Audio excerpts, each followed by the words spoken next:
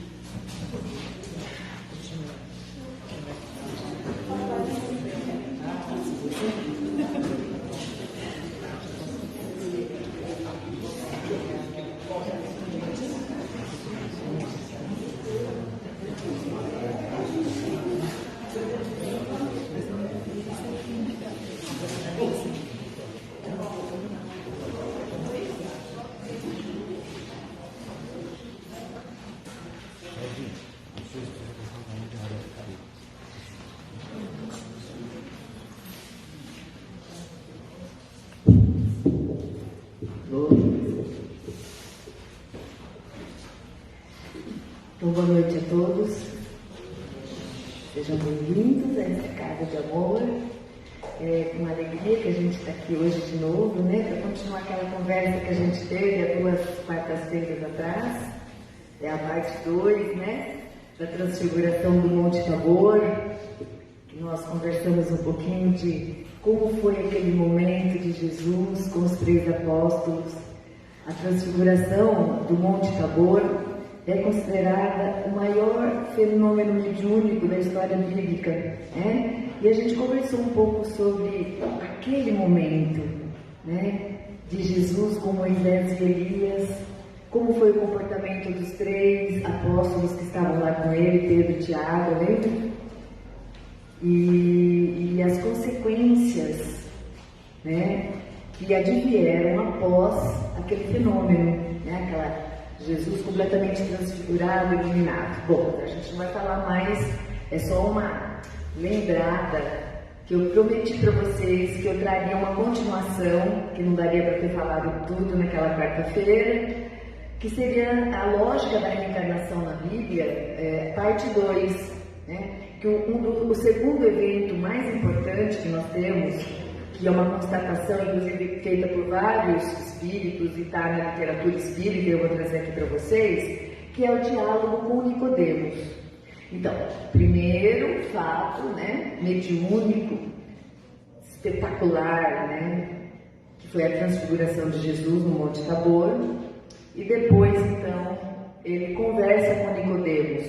Quem registrou esse diálogo com Nicodemos foi João. E João dedica no Evangelho dele 6 capítulos sobre esse diálogo, né? Então é capítulo 3, versículos de 1 a 6.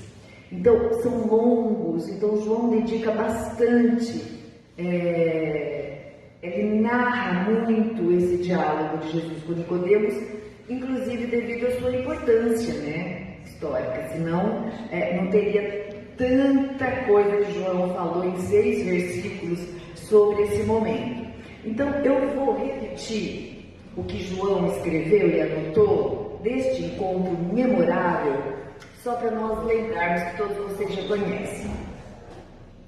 E havia entre os fariseus um homem chamado Nicodemos. Então vamos lá, entre os fariseus, nós vamos explicar, conversar um pouquinho quem são os fariseus.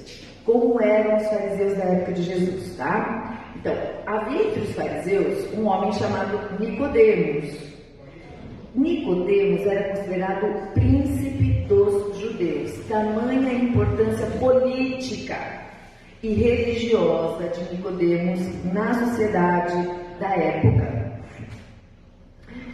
Nicodemos procura Jesus à noite. Atentem para isso, né? Por que Nicodemos procurou Jesus à noite e não de dia? Né? Vamos pensar nisso. Eu vou explicar daqui a pouquinho, um pouco mais na frente, como que era a divisão hierárquica dos fariseus na época de Jesus. Como que chegava até lá, para entender por que Nicodemos era um homem tão importante na casta farisaica e por que ele procurou à noite? Porque ele não podia ser visto, notado. Porque era como que um homem, um fariseu da alta casta farisaica, vai ter com aquele que já começava aquele zum na sociedade da época? Quem é este, né? Que se diz o filho do homem e que faz esses milagres e esses feitos. Então Jesus já estava incomodando. Como então que Nicodemos ia procurar Jesus à luz do dia para ser visto? Então Nicodemos procura Jesus à noite. Importante isso, gente. E a gente, quando lê essas passagens, não pode ficar na superficialidade. Vamos aprofundar, entender. E Nicodemos fala assim com Jesus: Rabi. Vocês sabem o que é Rabi em grego? Mestre. Maria Madalena chamava Jesus de Rabone. Rabone é mestrezinho, é o diminutivo. Meu Rabone, meu mestrezinho, né? Os demais, Rabi, então, do grego é mestre. Para Nicodemos se referir a Jesus como mestre, sem Jesus fazer parte da casta farisaica, sem fazer parte da casta do sinédrio judeu, então Nicodemos já tinha uma ideia sobre Jesus muito importante. Então ele diz: Rabi, bem sabemos que és mestre, vindo de Deus.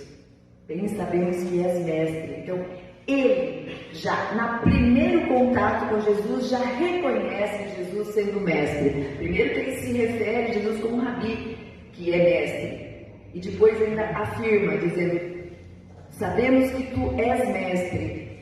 Então, para Nicodemos, que era do burgo farisaico, top, na escala, eu vou falar a escala já já, reconhecer em Jesus o Mestre, Nicodemos já tinha uma certa, vamos dizer, simpatia, um certo apreço pela pessoa de Jesus e pelo seu trabalho.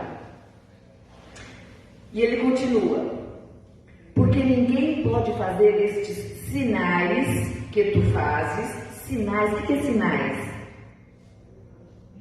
Milagres, aqueles feitos extraordinários, muito bem.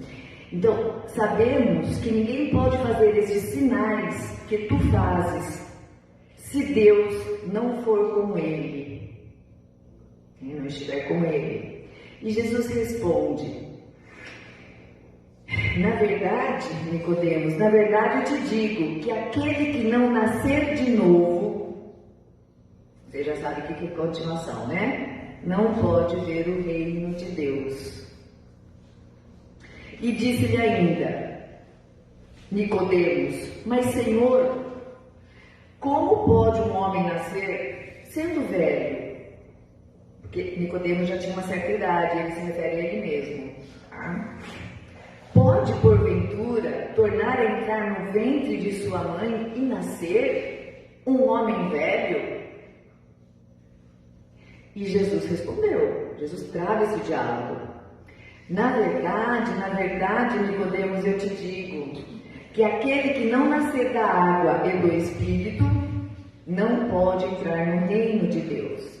Porque o que é nascido da carne é carne, o que é nascido do Espírito é Espírito. João, capítulo 3, versículos de 1 a 6. Essa passagem, esse diálogo com Nicodemos, chancela a reencarnação na Bíblia. Jesus não teria feito essas afirmações para Nicodemos desta forma, se não fosse para Nicodemos entender exatamente sobre a reencarnação, que era ainda um contexto muito rudimentar para os judeus. Lembra lá na transfiguração do Monte Tabor, naquela quarta-feira, que eu falei, olha, os judeus, eles acreditam na vida após a morte, mas eles não sabem como se dá. Eles não sabem, é muito nebuloso para eles ainda como isso se dá. Então, eles chamaram, deram o nome de ressurreição, né? Que depois, mais tarde, o Espiritismo veio chamar de reencarnação. Então, vamos lá. Agora eu vou explicar. Na época de Jesus, gente, a partir do como que era a escola lá? Aqui hoje, os nossos filhos, desde pequenininho, vão para a escolinha, né? Vai fazer lá o prézinho, jardim, e vão, né? Ensino fundamental, ensino médio. Como era o tempo de Jesus? As crianças, a partir dos 6 anos de idade, pequenininha, quem tem filho aqui com essa idade? A partir dos 6 anos de idade, as crianças, os meninos de Israel, começavam já a ser enviados às sinagogas por seus pais para estudar a Torá. Eles aprendiam a ler lá, a escrever. Então, olha onde as crianças eram, vamos dizer assim, entre aspas, alfabetizadas. Nas sinagogas, é lá. Então, na época de Jesus não tinha uma escola formal. Tá? Eles aprendiam lá a ler, a escrever, e mais ou menos aos 10 anos, eles já deveriam, 10 aninhos, eles já deveriam ter todo o Pentateuco mosaico, que são 5 livros da Bíblia antiga, decorados aos 10 anos. Então, aos 10 anos, as crianças já tinham a Torá decorada já. As crianças passavam dos 6 aos 10 anos, esses 4 anos, eles tinham lido 5 livros e decorado a Torá. E aí, como que funciona? Todo mundo passava de ano? Esses meninos? Como é que chegava a ser um doutor do Sinédrio? Nem todos. Tinha a prova deles. Tá? Então, esses meninos eram, sim, avaliados pelos seus tutores, né, que tutelavam aquelas crianças, né, cada um assumia algumas crianças e tutelavam essas crianças passavam por sabatinas. E só os melhores e mais inteligentes é que iam subindo de nível, tá? Aqueles que eram aprovados em todos os testes poderiam então fazer parte da onde? Do Sinédrio, né? Que era o mais alto escalão dos doutores da lei da sua época, né? Ou seja, o que é o Sinédrio, gente? A cúpula religiosa e legislativa judaica, lá que era tudo feito, tudo condenado, tudo julgado por eles. Então, essa seleção de jovens precisava também ser qualquer um. Todos os meninos homens, desculpa falar uma hipérbole aí, meninos homens, né? Todos os garotos iam para a sinagoga aos 6 anos? Não, apenas os que eram considerados da sociedade.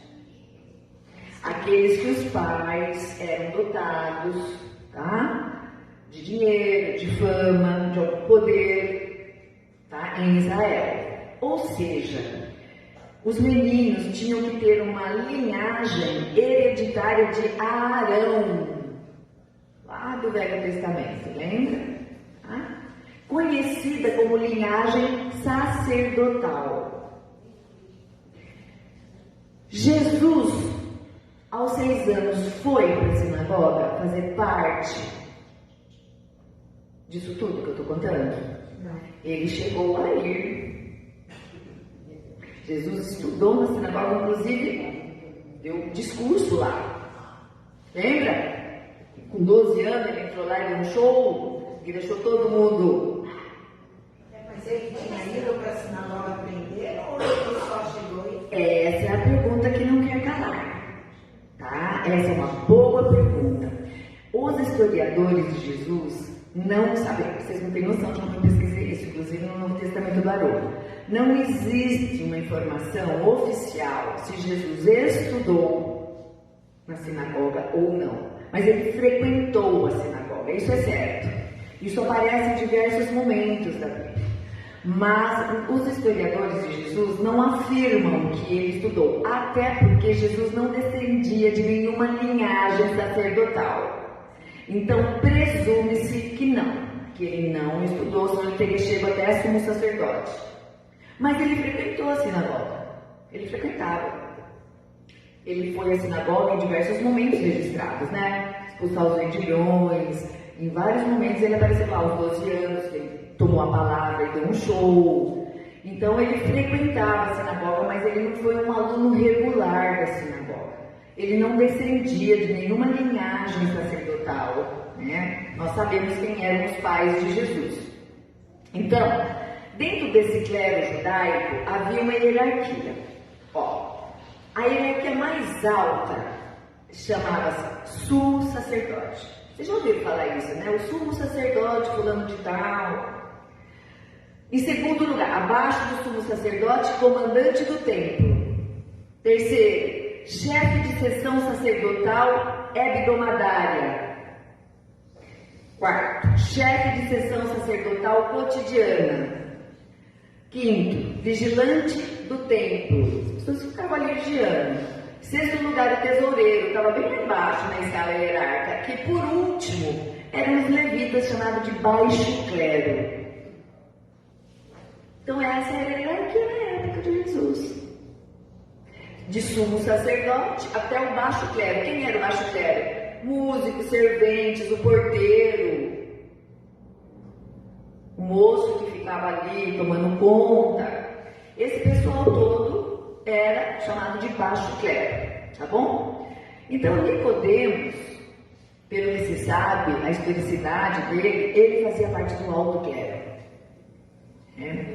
Porque em todas as vezes que a Bíblia se refere a Nicodemos, se refere a ele como uma autoridade entre os judeus. E para receber essa designação, provavelmente Nicodemos era alto escalão do clero, tá? Podendo até ser um sumo sacerdote, mas isso não está explicitado. presume-se apenas que ele fazia parte de um alto escalão.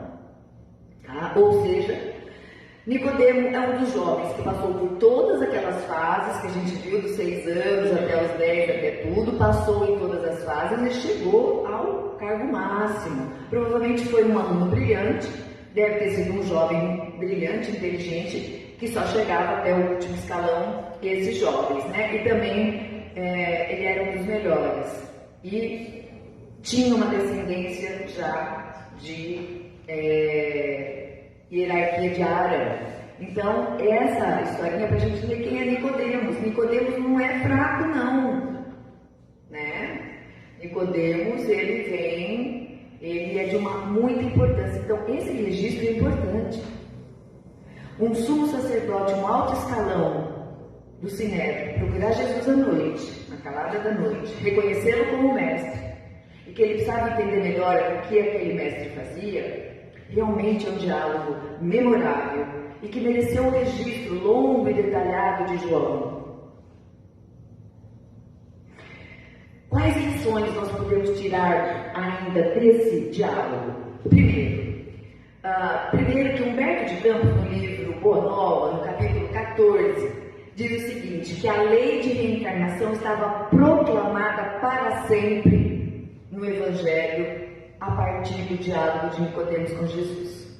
Então, Humberto de Campos, espírito, né, chancela, ele diz no seu livro Boa Nova, capítulo 14, que tem um monte de... Capítulo 14 trata do diálogo do Nicodemos, vocês podem se aprofundar, procurando no livro Boa Nova, capítulo 14.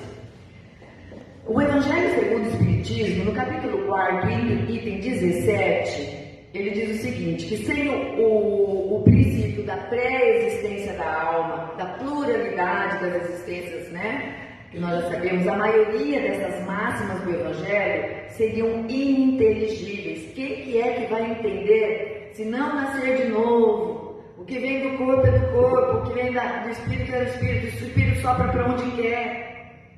Quer ver? Essas máximas, da forma com que Jesus se referia, elas passam a ficar mais inteligíveis e mais palatáveis e mais, nós vamos entendendo melhor a partir do entendimento e do reconhecimento da pré-existência da alma e da pluralidade das existências, tá? Princípios da doutrina espírita. Como Nicodemos pertence então à casta dos fariseus, que era uma ordem religiosa e política, que eu falei para vocês, que lá eles misturavam tudo. Era política com religião dentro do mesmo lugar, a sinagoga, e lá decidia tudo, tá? Eles eram, uma característica dos fariseus é a intolerância. Nós estamos aqui reencarnando ainda, hein? Será que a gente não estava lá? Eu estava. Certamente passei por essa coisa toda, né? Estamos aqui reencarnando e trazendo a intolerância, os dogmas religiosos, a política caracterizada por apego à lei mosaica, né? Eles eram muito afeitos a manifestações de culto externo. Essa era a característica dos fariseus. Para a gente entender politicamente por que Jesus foi julgado e condenado. Um julgamento injusto, onde a vítima nem sequer teve direito à defesa, um julgamento arbitrário, injusto, antiético, anti-tudo. E foi por essa é a característica do farisaísmo, tá? Então, característica pela intolerância, pelo apego exagerado a manifestações externas, pelo seu autoritarismo, né? Então, Jesus realmente, que era a bondade, né? A luz do mundo, incomodava muito, né? Mas Nicodemos era um homem bom. Nicodemos era um homem bom. E por isso, no seu coração, ele desejava muito se encontrar com Jesus. Ele queria muito encontrar o Mestre e falar sobre esse assunto religioso com ele. Porque ele procurava sempre saber as pregações de Jesus. e contavam para ele o que Jesus pregava. Isso foi despertando muito curiosidade em Nicodemos, né? Principalmente sobre as curas que Jesus realizava. Quem fala muito isso é Caibar Schutel, no livro Parábolas e Ensinos de Jesus. Então, quem quiser se aprofundar, vai lá. Parábolas e Ensinos de Jesus, Caibar Schutel, tá? Que fala sobre Nicodemos e sobre essa característica bondosa de Nicodemos. De toda forma, Nicodemos, mesmo com um coração bondoso, ainda foi criado, nasceu na Judéia, passou dos 6 anos até a vida adulta, sendo super influenciado, estudado, até se formar um super sacerdote. Ele ainda tinha muita prisão nas suas convenções sociais. Ele ainda carregava consigo. Nós também carregamos tanta sombra ainda, né? Tantas mazelas ainda estamos carregando, uma vida após vida. Então Nicodemos, apesar de ser um homem bom e ter procurado Jesus, ele ainda era muito preso às tradições farisaicas, às convenções sociais. Então para ele era muito difícil também entender algumas coisas, né? E ele procura o mestre porque ele achava, ele sentia, Caibar Schutel que está falando isso, não sou eu não. Ele sentia que faltava alguma coisa, que com todo o ensinamento que ele tinha de sumo sacerdote, sabia a Torá, os 5 livros da Torá, decora e salteava há quanto tempo, mas ainda lhe faltava alguma coisa no coração. Por isso ele procura Jesus também. E Nicodemos, ele dá testemunho naquele momento das suas limitações espirituais. Porque quando Jesus faz essa assertiva, olha Nicodemos, ninguém poderá ver o reino de Deus se não nascer de novo. Mas mestre, como isso se dá? Quando Nicodemos faz isso, ele atesta sua limitação religiosa, inclusive, que é incompleta. Então ele demonstra ali na frente do mestre uma certa, vamos dizer assim, uma certa ignorância, né, entre aspas, do que Jesus estava falando, ele não conseguia entender. Então ele atesta ali que ele tinha limitações no seu conhecimento espiritual, né, no que tange a espiritualidade, a religiosidade dele. Embora ele fosse uma autoridade espiritual em Israel. Mas lhe faltava algo. Então ele acreditava em Jesus, tanto que procurou o mestre, mas não compreendia sua mensagem ainda. Estava muito preso às convenções sociais, né? Estava num momento evolutivo e ainda não compreendia. Nós já compreendemos a mensagem de Jesus com clareza, a ponto de nos transformarmos completamente e darmos a vida por Ele. Então, Nicodemos também não compreendia a mensagem de Jesus completamente, como a maioria não compreendeu na sua época, né? Por isso que ele prometeu o Consolador prometido. Nem tudo vos é dado saber nesse momento, mas eu enviarei o Consolador prometido a vocês. E quem que registra isso? João também. João que registra também a vinda do Consolador prometido. Abaixo o teu, vamos lá. Livro Parábolas e Ensino de Jesus, depois esse tem na biblioteca.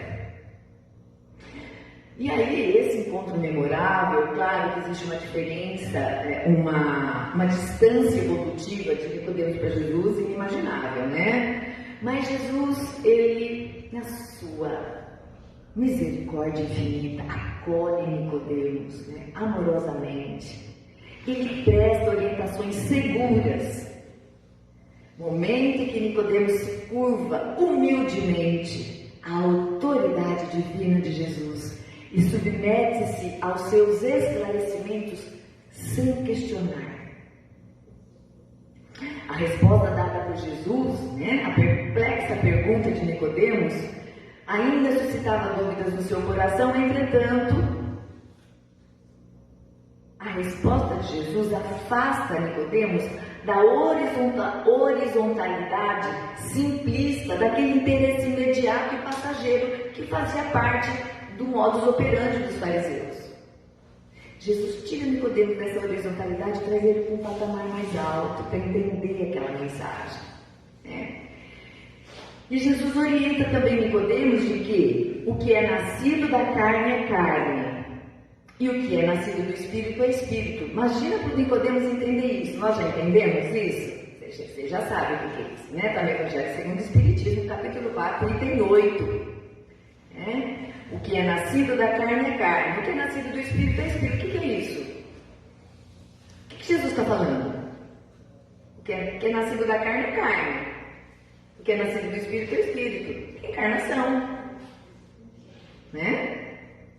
A carne perece, acaba, mas o que é nascido do Espírito é Espírito. E aí ele continua falando: o Espírito flui. Ninguém sabe para onde ele veio e para onde ele vai.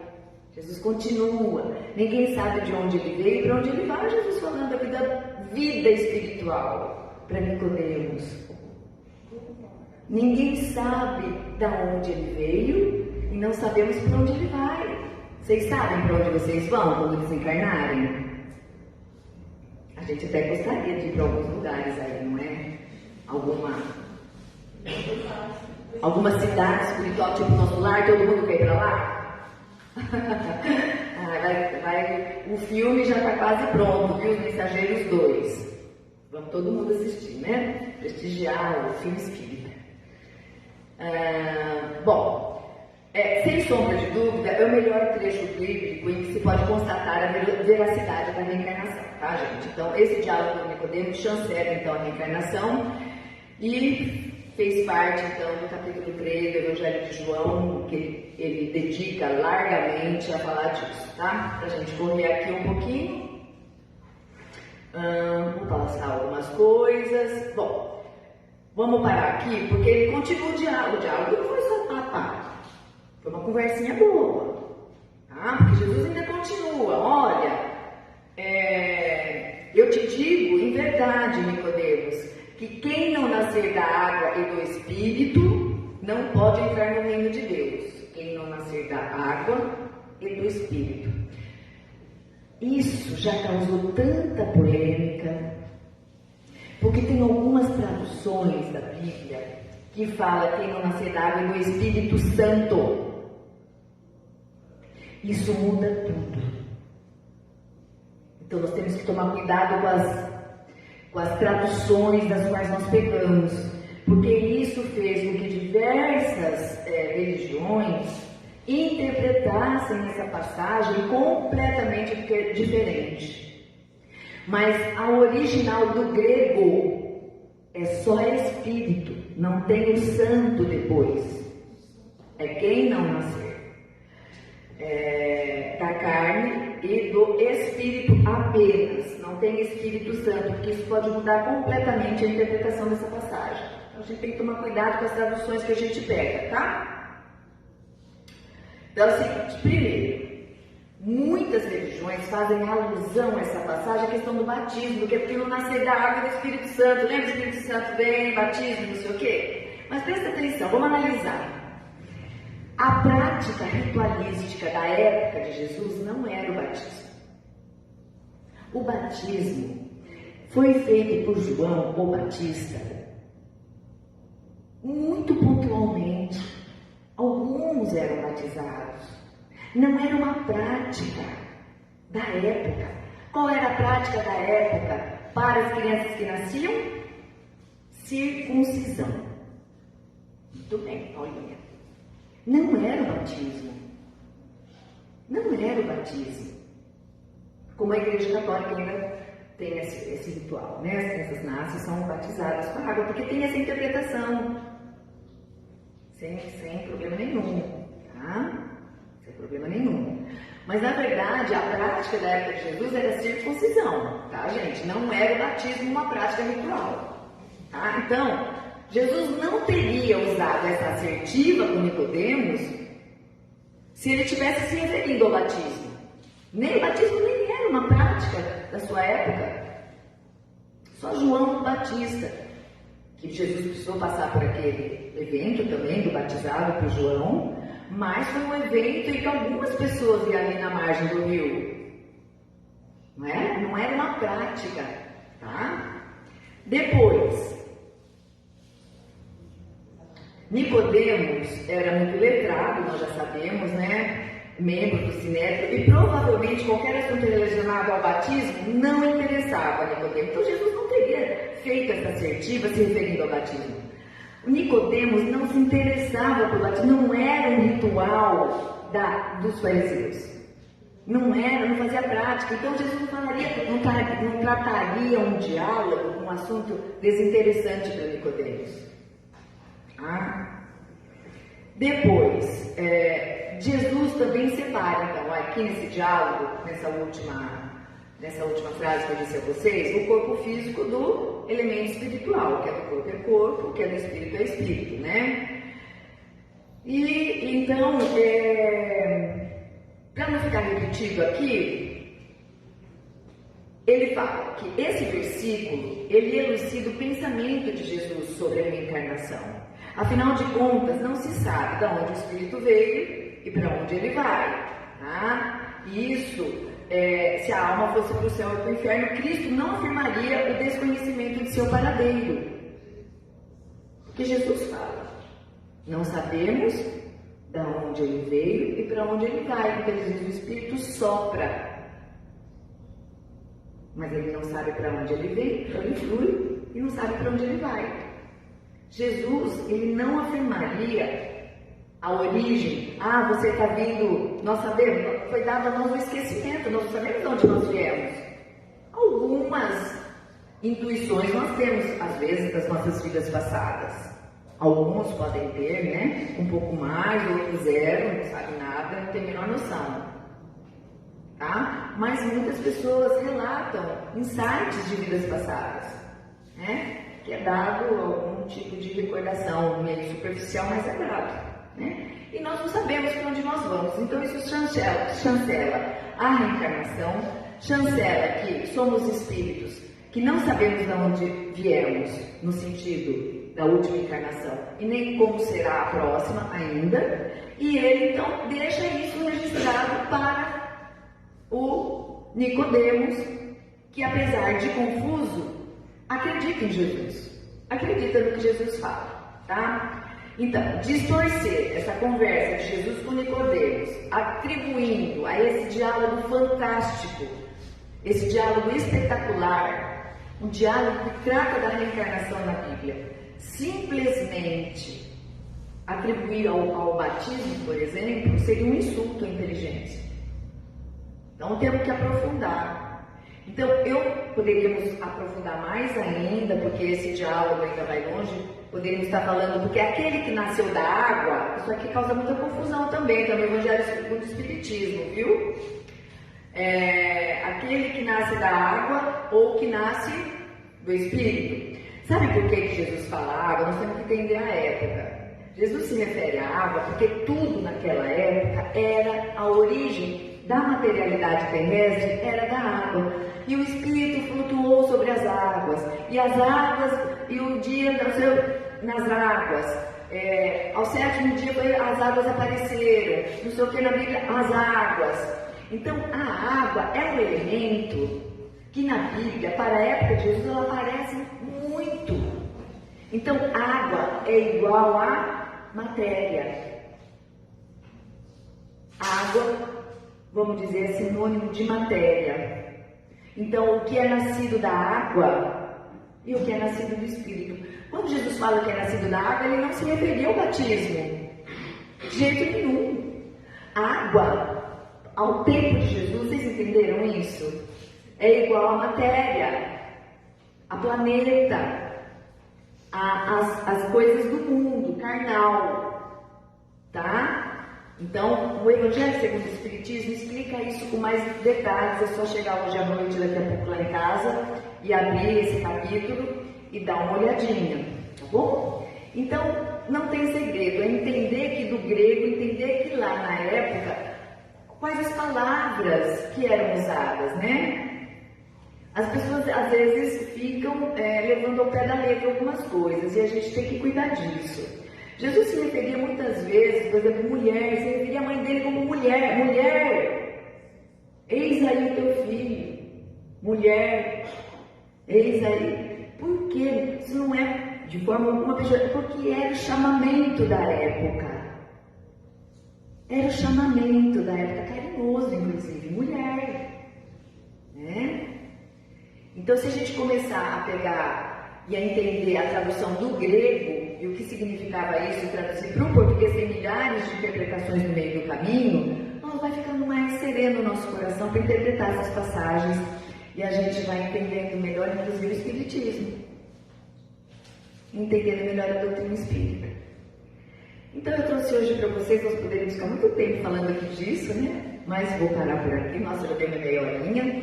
E trazer essa parte 2, então, diálogo com Nicodemos, como segundo fato impressionante e espetacular sobre reencarnação na Bíblia, que é esse diálogo aqui. Então tivemos o primeiro, transfiguração do Monte Tabor, e eu trouxe o segundo fato mais importante, que é o diálogo com Nicodemos.